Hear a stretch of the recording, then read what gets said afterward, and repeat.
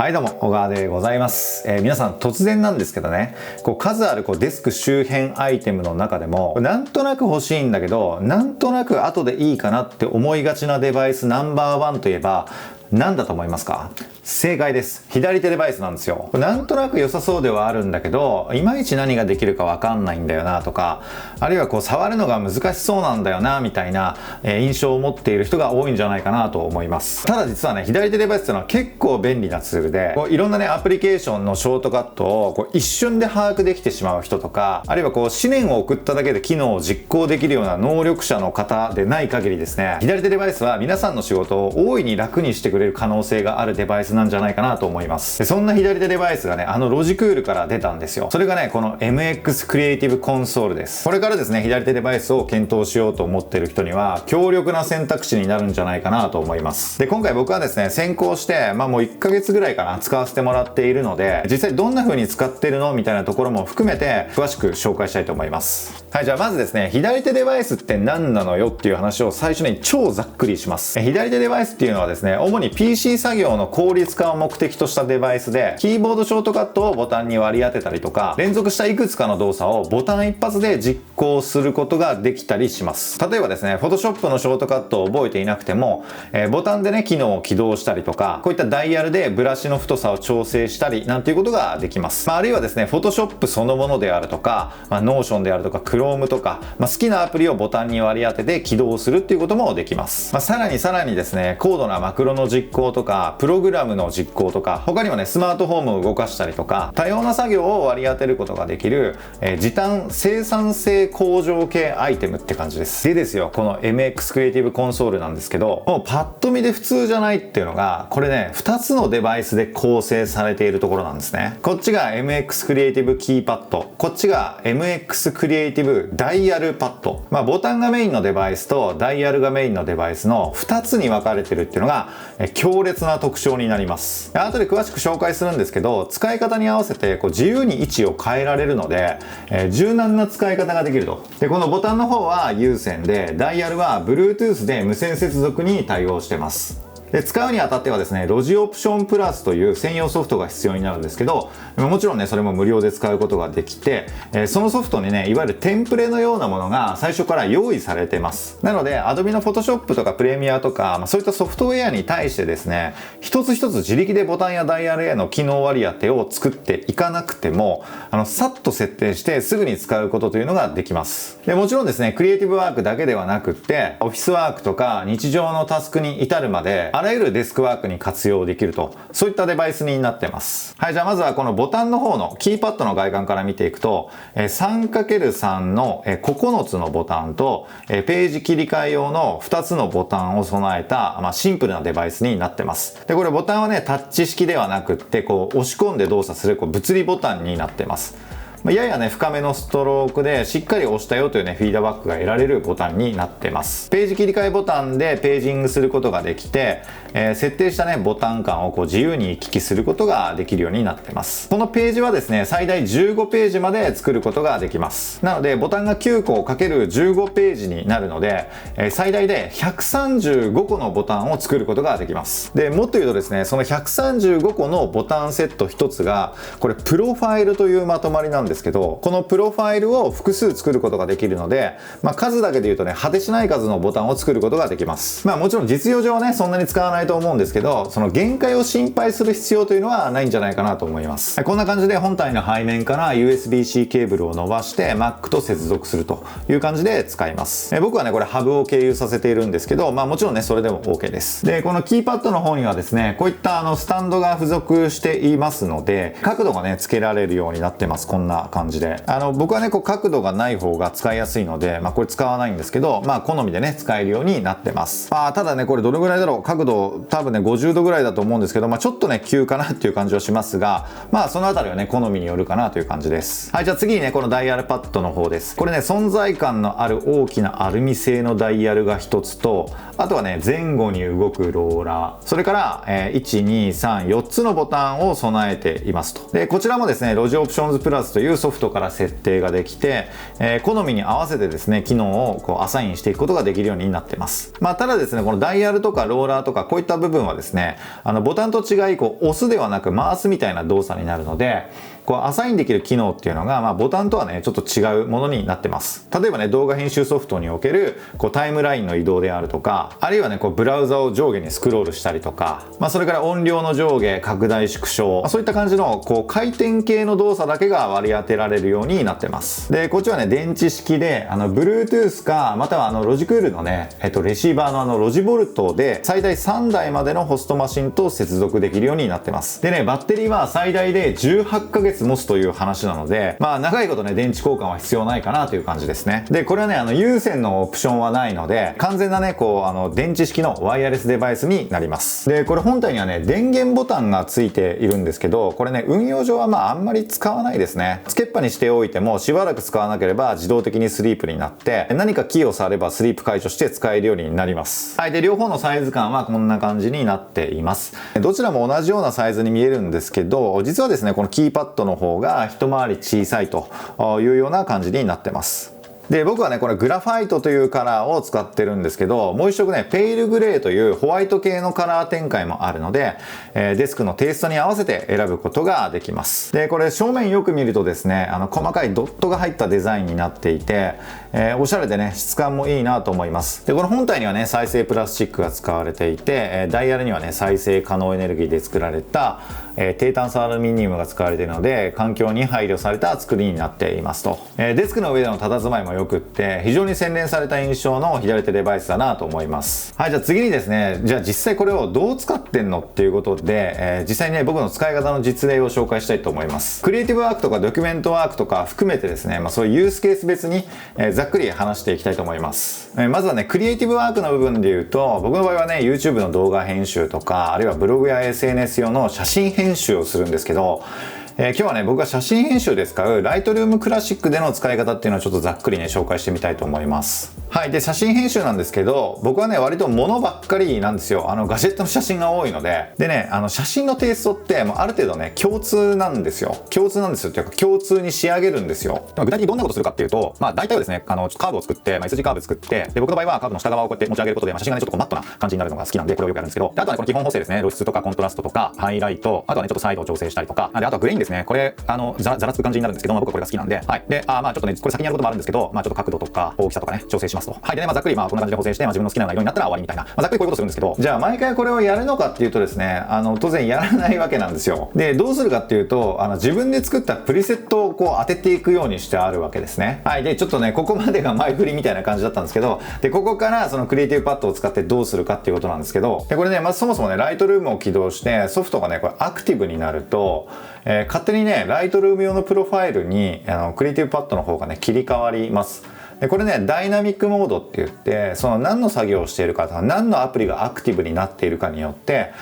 勝手にねこのボタンやダイヤルっていうのがそれ用に切り替わるっていう機能になってます。いちいちね手動で変える必要がないので便利なんですけど、それがね嫌だという人もいると思うので、これはねオフにすることもできるようになってます。はい、じゃあまずねプリセット当てるんですけど、よく使うものねボタン一発で適用できるようになってます。でこれ何がいいかって、通常であればこれプリセットのエリアみたいなのをこうやってね表示して、これとかこれとかっていう選ばなきゃいけないんですけど、プリセットのエリアってもう別に一切表示する必要なくって、これボタンに出てるんで、このね広い作業環境で、そのまんま使えるっていうことなんですね。はい、でプリセット適用したらですね、次に基本補正していくんですけど、アクションリングっていうのがめちゃくちゃ便利なんですよ。これね押すとね割り当てられている機能っていうのが画面上にねふわっと浮かび上がるんですね。でこの中身っていうのも自由に設定することができるんですけど、今はねこの基本補正の、よく使うものがここにまとまっているような感じになってます。で例えばね露出を上げたければ露出のところにマウスカーソルを合わせた状態で、ダイヤルを回すことで露出が細かく変わっていきますと。でハイライトとかもねちょっと変えたいんですけど、選択してダイヤルを回すことで、スライダーが左右に動くと。はい、その他も同じようにですね、マウスカーソルを持っていって、そこでダイヤルを回すことで、そのパラメータが変わるというような感じになってます。この UI はね、非常にいいですね。なんかこんな感じでね、ちょっとやりすぎたかなみたいなのは、僕はね、このダイヤルの上のボタンを戻るボタンにしているので、これを押すことで、一気に前回の状態に戻ると。やっぱりやり直したくなったら進むボタンみたいなことも割り当てることができるようになってます。はい。で、このパッドとダイヤルっていうのはお互いに連動していてですね。はい。でね、サチュレーションを触りたいんですけど、この基本補正の中にはサチュレーションがないので、これ僕はね、ボタンに設定してますと。で、そのサチュレーションのボタンを押すとですね、今なんか選択状態になってるんですね。で、この状態でダイヤルを触ると、サチュレーションのスライダーパラメータが変わるようになってますと。はい、なのでこのパッドとダイヤルっていうのは今ね、何が選択されているかみたいな感じで、このダイヤルの方はね、その文脈に沿った動きをするようになってます。これもですね、この MX クリエイティブコンソールの大きな特徴の一つですね。で、次ね、グレインを触りたいんですけど、グレインはね、この機能パネルの中の下の方にあるので、こうやってグリグリ下に行かなきゃいけないんですよ。で、これ並び替えることもできるんですけど、並び替えると並び替わったまんまになっちゃうので、なんかそれはそれでややこしいので、はい、でですね、それがこれボタンになっていると、下の方にグリグリ行かなくてもですね、別にその機能が見えていない状態でも、選択状態にして触ることで、そのパラメータを調整することができると。はい、これもですね、やっぱりこのボタン化しているならではのね、使い方だなというふうに思います。で、あとはですね、写真がこう斜めってたりするとかっこ悪いので、これをちょっと調整するためにクロップモードに入って、で、クロップもこうダイヤルで調整して、はい、で、なんかちょっとね、水平っぽくなったら、適用と。はい、でですね、編集前、編集後を確認して、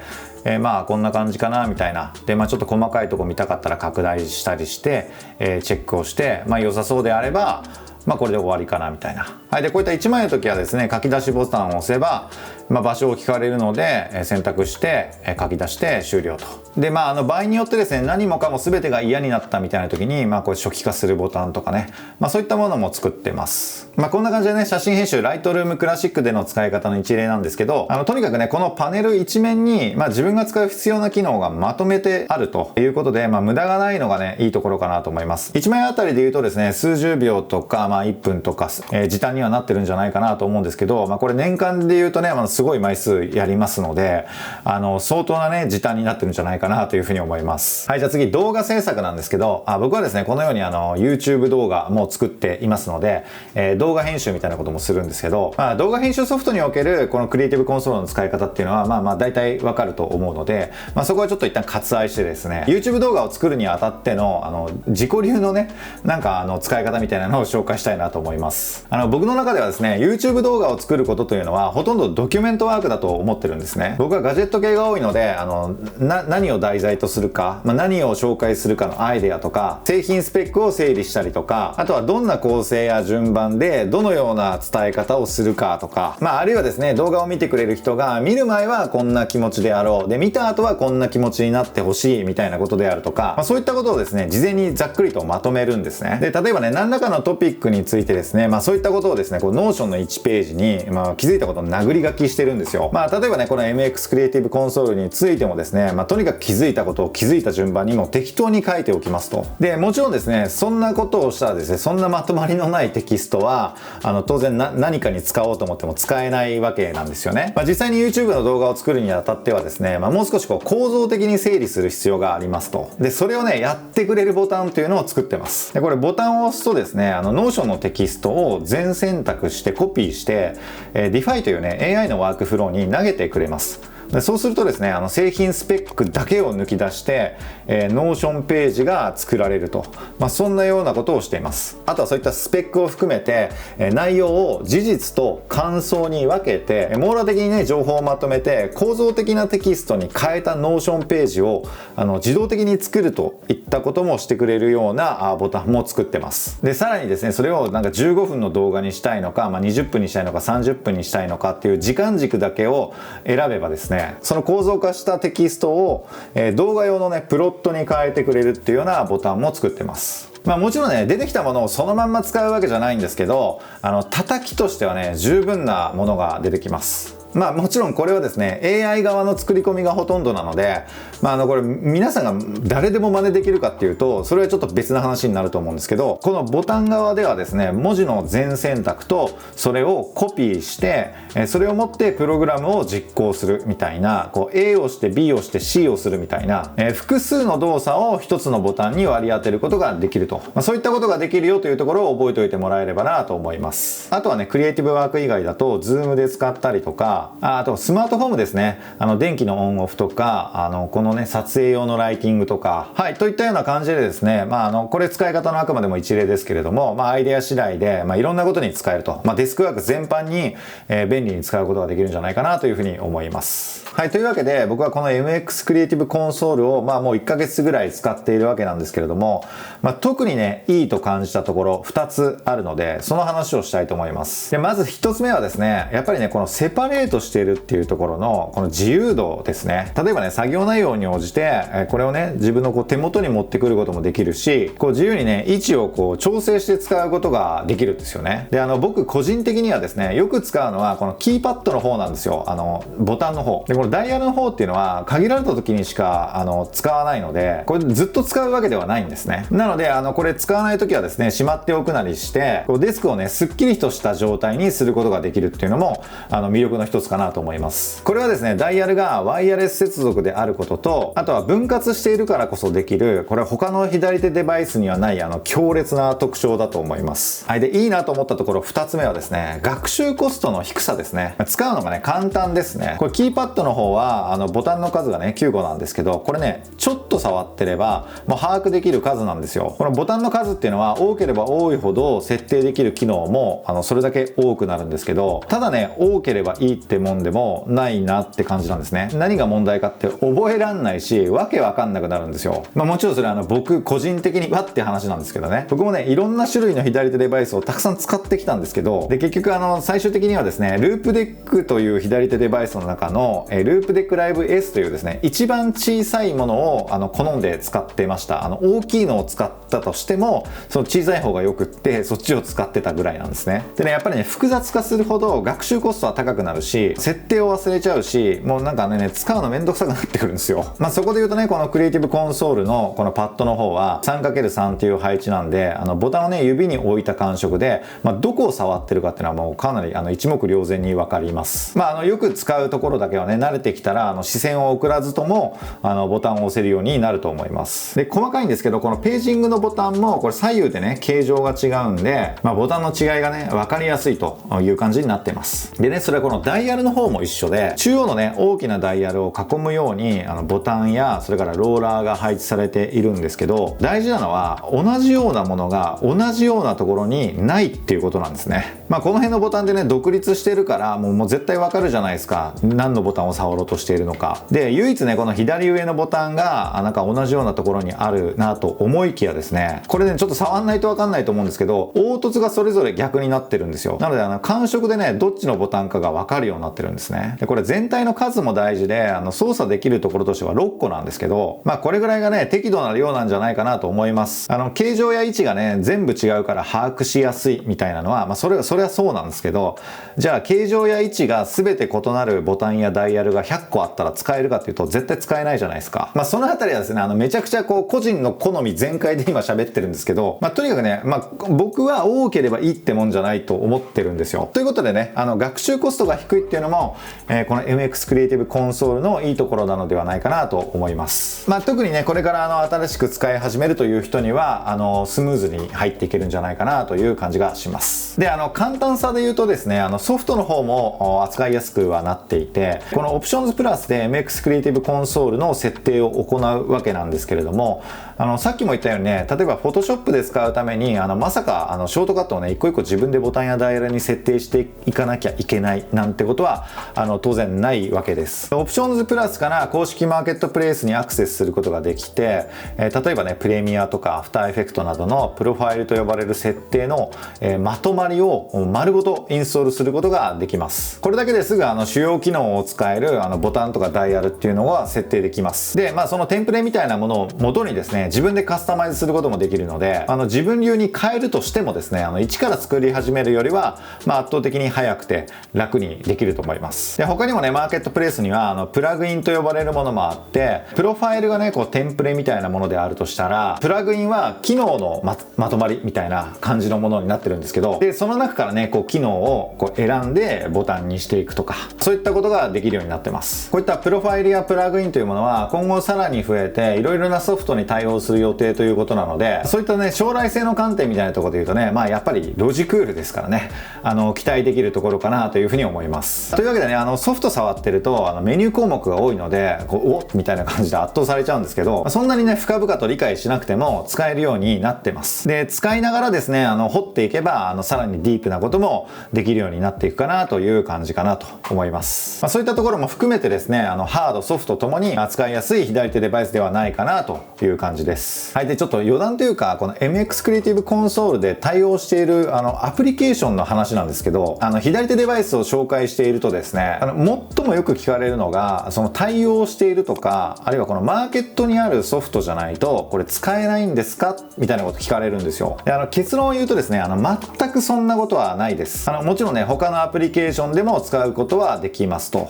これはですね、メーカーのコミュニケーションがちょっと誤解を生んでるんじゃないかなというふうに思うんですけど、例えばこう、何々に対応してますって書かれると、それ以外は対応してないんじゃないかっていうような感じがするじゃないですか。全然そんなことはなくてですね、キーボードショートカットが存在するアプリケーションなら、そのショートカットを登録して、そのアプリを操作することというのはできます。じゃあですね、その〇〇対応っていうのは、これ何の話をしているかというとですね、ネイティブ対応したアプリのことを言ってます。はい、ここでね、ネイティブ対応って言葉が出てきて、お前は一体何を言ってるんだと思ってる人いるかもしれませんが、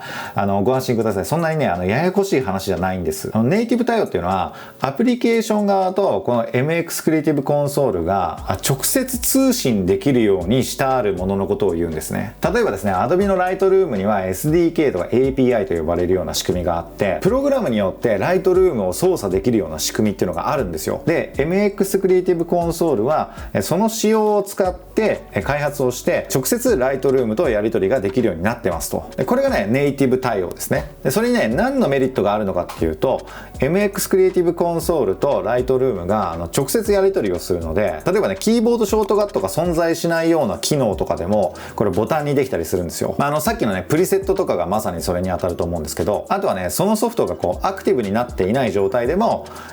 ボタンが機能したりとか。なので、ネイティブ対応しているアプリケーションの方がより深くまで連携しているっていうことなので、扱いやすいのは事実です。で、そのネイティブ対応したアプリケーションっていうのが今後マーケットにどんどん増えていくよっていうのが、さっきの話です。とはいえ、キーボードショートカットが存在するアプリケーションであれば、ボタン化できるし、マウス操作をダイヤルに割り当てることもできるので、その他のアプリケーションでも使うことはできますよと。はい、この部分ね、すごい勘違いする人が多いので、そういったことではないので、ご注意くださいという感じでございます。はい、じゃあ最後にですね、この MX クリエイティブコンソールでなんか気になるとこないのみたいなところをお話しして終わりたいんですけど、このね、ダイヤルパッドの方は、ワイヤレスでね、扱いやすいっていうのはもちろんいいところなんですけど、一方でですね、これ電池管理になるので、管理しなきゃいけないものが一つ増えるっていうのはありますよね。ただね、バッテリーはね、さっきも言ったように18ヶ月持つっていう話なので、そんなにね、頻繁に変える必要はないと思うんですけど、であればですね、こっちの有線の方もですね、ワイヤレスになるとよかったなっていう感じはしてます。どうもね、なんかそのあたりは、やっぱりちょっとワイヤレスになっちゃうと、こうデータ通信のやり取りが、思うようにできない。小さいデータしか送れないとか、そういった理由があるようで、キーパッドの方は有線になっているということのようです。はい。で、あとはですね、僕がいいと思っているところの裏返しにはなるんですけど、これダイヤルが一つだけになるので、もっとね、こうダイヤルが欲しい、ダイヤル好きな方にはね、物足りないって感じるかもしれないですね。一応ね、クリエイティブワークというか、そういったことが、用途の中心、ユースケースの中心みたいな感じで考えられていると思うので、例えばライブ配信をするというか、なんだろうね、いくつもの音量を、同時に操作しなきゃいけないからダイヤルが複数欲しいとか、そういった配信系の使い方だとまたちょっと違う感じ方があるのかもしれないなとは思います。はい。今のところ気づいたところはそんなところかなというふうに思います。はい。というわけでですね、この MX クリエイティブコンソール、ロジクールらしい、高いクオリティにね、仕上がっているデバイスじゃないかなというふうに思います。思います。やっぱりですね、この2つに分かれていて、フレキシブルにね、配置がしやすいっていうことと、ボタンの数が適度なので、扱いやすくなっているっていうのが特徴かなと思います。そのあたりがね、刺さりそうだと、刺さったという人はですね、ぜひチェックしてもらえればなと思います。でですね、これを買うと、3ヶ月間の Adobe Creative Cloud のメンバーシップがついてきます。で、これすごいことに、初めて Adobe を使うよっていう人だけじゃなくって、今まで使ってます、今も使ってますっていう人でも3ヶ月無料がつくらしいので、3ヶ月無料結構すごいかなと思うので、そのあたりも含めてですね、気になった人はぜひチェックしてみてください。はい、というわけで今日の動画は以上になります。こんな感じでデスク周りのアイテムとか、デスク作りとか Apple 製品とかその周辺機器についての、ガジェット系の情報を発信しておりますので、もしよろしければチャンネル登録をお願いします。あとはね、この動画にもぜひいいねをお願いいたします。それではまた次回の動画でお会いしましょう。最後までご視聴ありがとうございました。